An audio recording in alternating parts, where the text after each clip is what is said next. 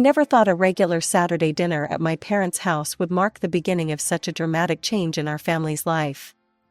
But there I was, sitting at the familiar oak dining table, when my older sister dropped the bombshell that would set everything in motion. "I'd decided to sell my apartment," Amanda announced, barely containing her excitement. "We're going to open our own Italian restaurant." I nearly choked on my mashed potatoes. The apartment she was talking about wasn't just any property, it was a luxury 3-bedroom condo in the heart of the city, the one our grandmother had left her in her will. Her husband Mike nodded enthusiastically, his fork waving in the air as he spoke. "I know everything there is to know about Italian cuisine. And Amanda has restaurant experience, so we're perfectly qualified." I watched as my parents' faces lit up with admiration. Mom clasped her hands together in delight, while Dad beamed with pride. "That's such a wonderful idea, honey," Mom exclaimed. "You've always had such a good head for business." But something didn't sit right with me. Call me boring, and trust me, I've been called worse, but being a financial manager means I can't help but think about the practical side of things. "Have you actually calculated all the risks?" I asked, trying to keep my voice neutral. "Maybe it would be better to take out a business loan instead of selling your only property?" Amanda rolled her eyes. "Here we go again. Classic Nellie, always overthinking everything. Do you at least have a business plan?" I pressed on, glancing at her kids, 5-year-old Tommy and 2-year-old Lisa, who were playing with their toys in the living room. "You have 2 small children to think about. If things don't work out, buying another apartment won't be easy." "Oh, please," Amanda scoffed. "You don't understand anything about business opportunities. In today's economy, you have to take risks to get ahead. You can't just sit around waiting for success to fall into your lap." "But your restaurant experience," I started, remembering how she'd only worked as an administrator for a few months before Tommy was born. "It was pretty brief, wasn't it?" "God, you're so boring." Amanda threw her hands up in exasperation. "This is exactly why you're still single, Nellie. You never take any chances." I sat there, pushing the remains of my dinner around my plate, listening to them spin their fantasy of success. Not once did they mention the possibility of failure, of things going wrong. Not once did they consider what would happen if their dream restaurant didn't work out. An hour later, I pulled into the driveway of my small house, Gran's house really, though she'd been gone for 3 years now. As I unlocked the front door, my mind wandered back to her final days and how she'd divided her property between my sister and me. Amanda had practically camped out at Gran's hospital bed, going on and on about how perfect the luxury apartment would be for her future family. I remember Gran looking at me apologetically as she explained her decision to leave me the house instead. "You've always been practical, just like me," she'd said, squeezing my hand with what little strength she had left. "This house isn't fancy, but it's paid for and full of love. You'll appreciate its value more than anyone else could." Sitting in my cozy living room now, surrounded by Gran's old furniture that I couldn't bear to replace, I couldn't help but think about how history kept repeating itself with Amanda. The memory of her childhood tantrums came flooding back, the time she screamed for 2 hours straight because Mom bought her the wrong color bicycle, or when she threw herself on the floor of the mall because Dad wouldn't buy her a second pair of designer jeans. There was also that memorable Christmas when she refused to speak to anyone for 3 days because she got the previous year's iPhone model instead of the latest one. Our parents had nod along to whatever scheme she cooked up, praising her creativity and ambition while dismissing my concerns as negativity. Even when she dropped out of college because classes were boring and she wanted to find herself, they supported her decision wholeheartedly. I made myself a cup of tea in Gran's old porcelain cup, trying to push these thoughts aside. I had my own life to focus on, my job at Henderson Financial was demanding but rewarding, and I had a major project presentation coming up that could lead to a promotion. Our team was working on restructuring a client's investment portfolio, and I needed to be sharp. Amanda's restaurant dreams weren't my problem, and dwelling on them wouldn't change anything. But exactly 1 month later, my phone rang during my lunch break, just as I was reviewing the final numbers for my presentation. Mom's name flashed on the screen, and I felt a strange sense of foreboding. Nellie, you won't believe it, she practically squealed, her voice high with excitement. They did it. They sold the apartment and found the perfect location for the restaurant. It's right on Madison Street, you know, where all those trendy places are. Mike is already working on the menu. He's got such wonderful ideas, fusion Italian cuisine, can you imagine? And Amanda, oh, you should see her Instagram posts about the restaurant. She's going to be such a successful businesswoman. She's already got over 1,000 followers for the restaurant page. I gripped my phone tighter, feeling my knuckles turn white. Where are they living now? They found a nice rental, Mom replied breezily, as if they hadn't just sold their only real estate asset. I'm watching Tommy and Lisa while they get everything set up. It's so exciting. They're talking about having a big grand opening party next month. I stared at the financial report on my desk, thinking about the massive risk my sister had just taken. The statistics about restaurant failures in their first year flashed through my mind. I'd looked them up after that dinner, and they weren't pretty. 2 months passed in a blur of work deadlines and quiet evenings at home before I received Amanda's message.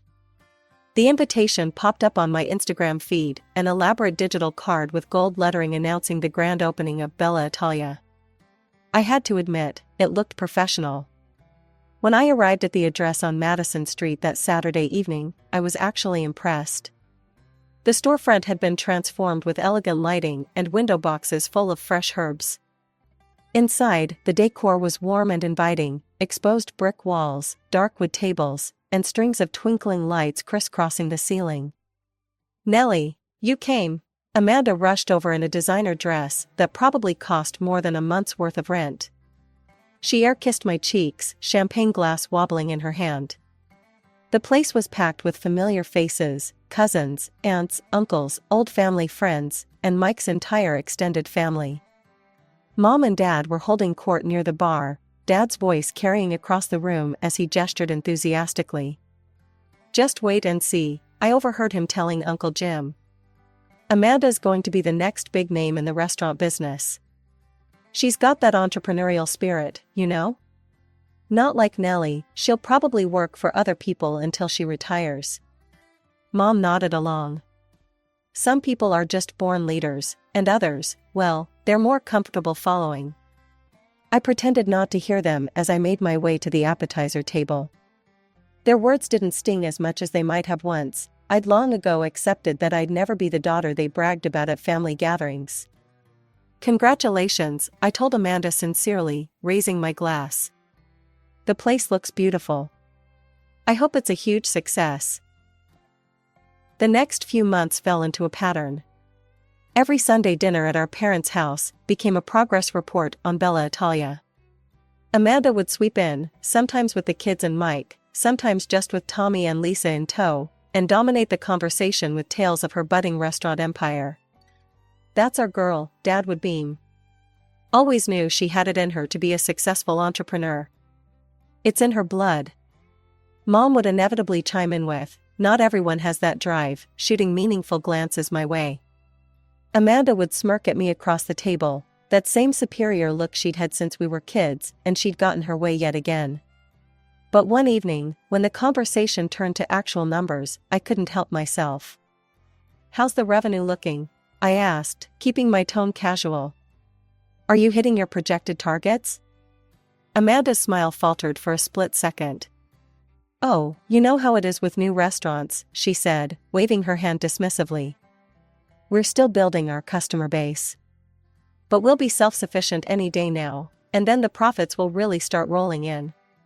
Something in her voice made me think of a time in high school when she'd insisted everything was fine with her grades, right up until she failed 3 classes.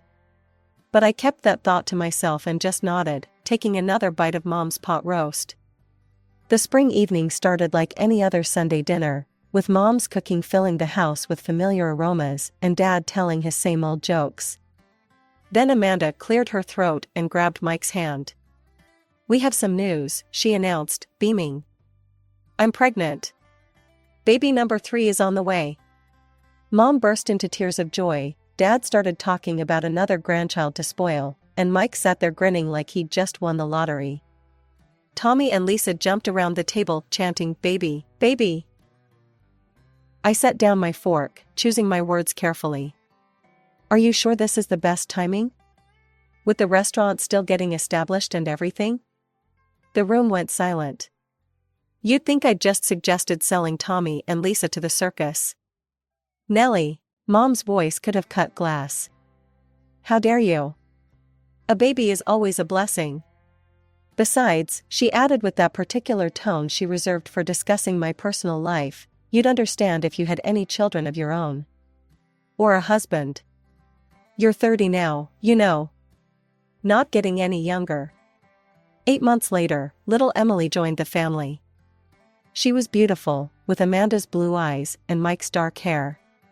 But while everyone was cooing over the new addition, I couldn't help but notice the strain showing around my sister's eyes, the way Mike kept checking his phone with an increasingly worried expression. The truth finally came out 3 months after Emily's birth, during another family dinner. Amanda looked exhausted, dark circles under her eyes visible despite her makeup, while Mike had traded his usual confident swagger for nervous fidgeting. "We're having some challenges at the restaurant," Amanda admitted, pushing her food around her plate. The word seemed to physically pain her. "The staff turnover is killing us. We've gone through 6 different head chefs because Mike keeps wanting to innovate with the menu." She took a shaky breath. "We've had to take out a business loan just to keep things running. The numbers they're not what we projected." I sat there in silence, remembering all my questions about their business plan from that first dinner. The loan they should have taken instead of selling the apartment. The risks I'd warned them about. But I didn't say any of it. The next 6 months were like watching a slow-motion car crash. Every week brought new problems at Bella Italia. First, the lunch crowd dwindled to nothing. Then the evening reservations started to dry up. The restaurant's Instagram page, once full of beautifully plated dishes and smiling customers, went quiet. The last post was a sad 2-for-1 Tuesday promotion that got 3 likes. I heard most of it through Mom's daily phone calls to update me on the situation. How they had to let go of half the staff. How they started closing on Mondays to cut costs. How Mike got into a shouting match with their last remaining chef over putting sushi rolls on their Italian menu. "They're just having a rough patch," Mom would insist. "Every new business goes through this." But it wasn't just a rough patch. By spring, the writing was on the wall in bright, neon letters. The restaurant's debts had piled up like autumn leaves, unpaid suppliers, late rent, mounting tax bills. The final blow came when their main investor pulled out, leaving them with no choice but to sell Bella Italia for a fraction of what they'd invested. The sale barely covered their business debts. They still owed the bank nearly $200,000 from the loan they'd taken out. Amanda, Mike, and their 3 kids, Tommy now 8, Lisa 5, and little Emily just turning 1, were left with nothing. No home, no income, and a mountain of debt. I almost skipped the next Saturday dinner. Something in Mom's voice when she called to remind me about it set off warning bells. But I went anyway, pulling up to their house just as the spring sun was setting. The atmosphere hit me the moment I walked in. Mom and Dad sat ramrod straight in their usual chairs. Amanda and Mike were there too, the kids playing quietly in the corner, unusually subdued for them.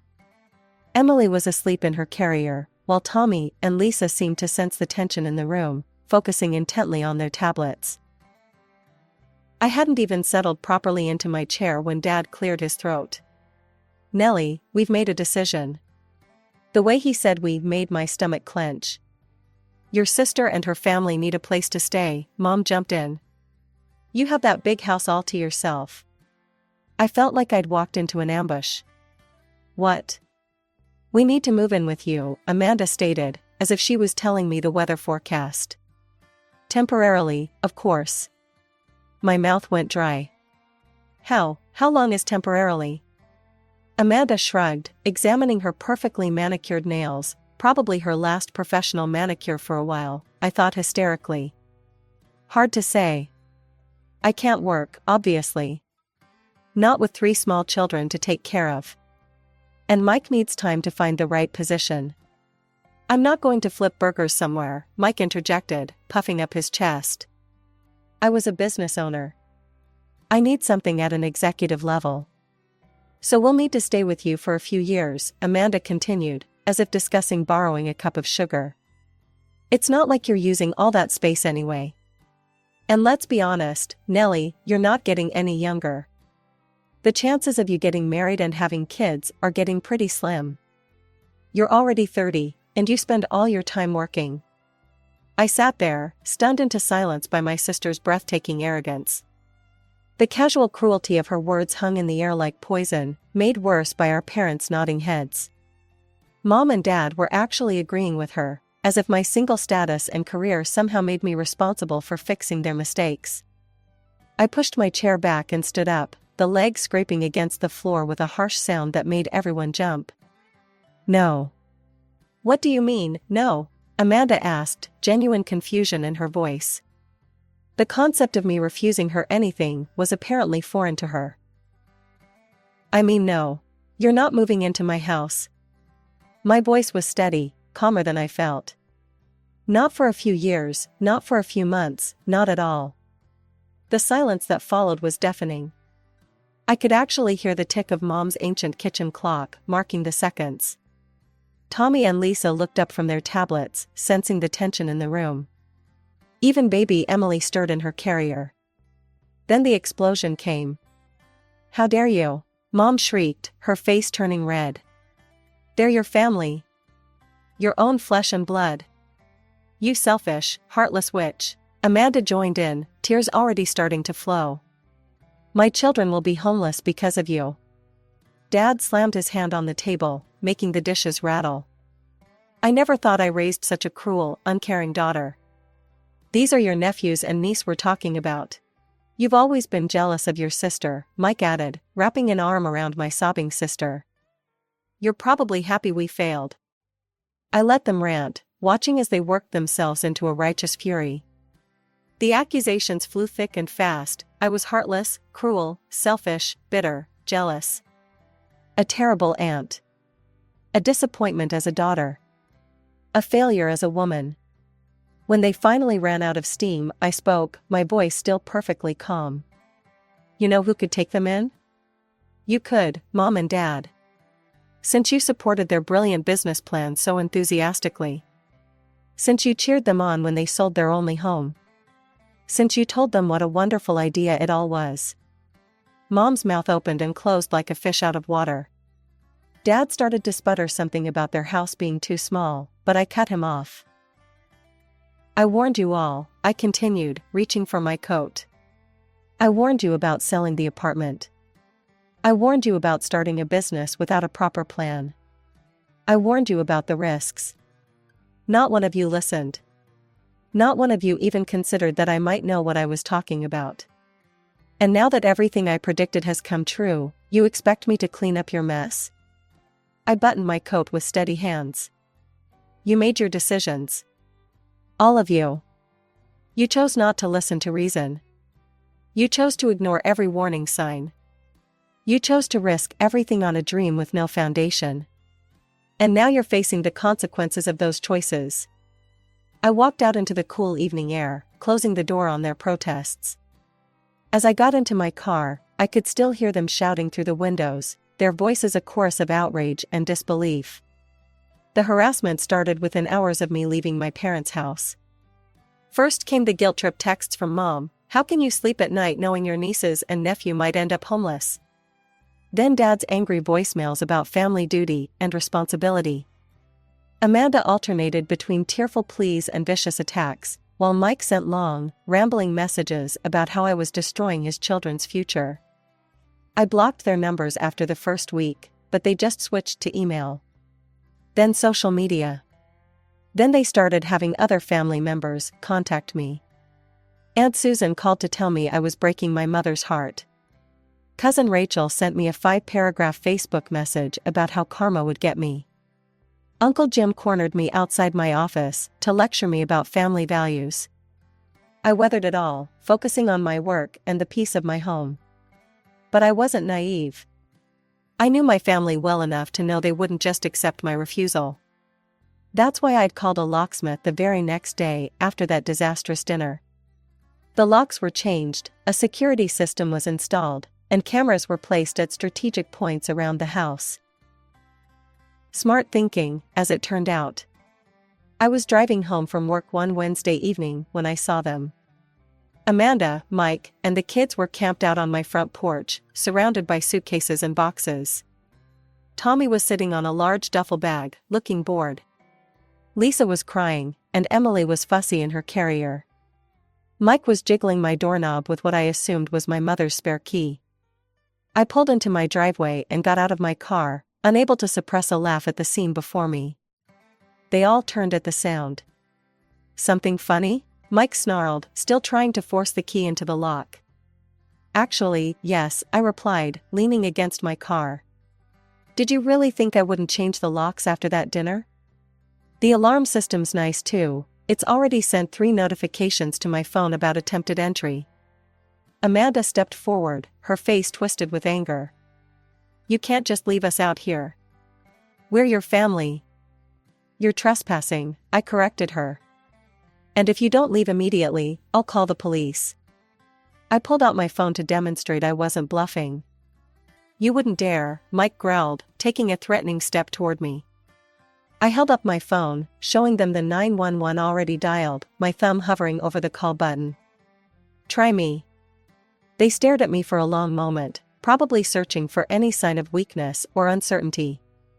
They found none. Finally, Amanda burst into tears, real ones this time, not her usual performance, and started gathering up their things. Mike helped her, muttering threats under his breath. The kids just looked confused and tired. The next morning, I called in sick to work for the first time in 3 years. I spent the day visiting rental properties in decent neighborhoods, finally finding a clean, spacious 3-bedroom apartment in a good school district. The landlord was understandably hesitant about renting to a family with 3 young kids, but the 6 months' rent I paid in advance, nearly $20,000 from my savings, helped change his mind. The next morning, I drove to my parents' house, the apartment keys feeling heavy in my pocket. It was early, but I knew they'd all be there. They always gathered for Saturday breakfast, a tradition that used to include me too. The room fell silent when I walked in. Mom nearly dropped the pancake plate, and Dad's newspaper crinkled as his hands tightened on it. "Here," I said, placing the keys and a folder on the table. "It's a 3-bedroom apartment on Cedar Street. Good neighborhood, walking distance to the elementary school. I've paid 6 months' rent in advance." Amanda stared at the keys like they might bite her. Mike didn't even look up from his phone. "The lease starts today," I continued, my voice steady. "I've already talked to the landlord. He knows you have 3 kids. There's a playground in the complex, and the building has a laundry room on each floor." I turned to Mike specifically. "You have 6 months to find a job, any job. Pride doesn't pay bills or feed children. When the lease ends, you'll need to either renew it yourselves or find another place. This is the only help I'm offering." Nobody spoke. Tommy and Lisa had stopped fighting over the syrup and were watching with wide eyes. Even Emily seemed to sense the tension, her tiny hand paused midway to her mouth with a piece of pancake. "That's it?" Amanda finally asked, her voice bitter. "You think throwing money at us makes up for turning your back on family?" I looked at my sister, really looked at her. The entitled teenager who always got her way had grown into an entitled adult who never learned to face consequences. "No," I replied calmly. "The money doesn't make up for anything. It's just the right thing to do. What happens next is up to you." Mom started to say something, probably another lecture about family duty, but I held up my hand. "I'm done.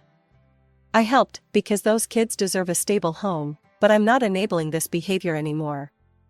You all made your choices. Now you have to live with them." I left without waiting for a response. As I drove home, I caught myself smiling, not because I was happy about the situation, but because for the first time in my life, I felt truly free of their expectations and manipulation.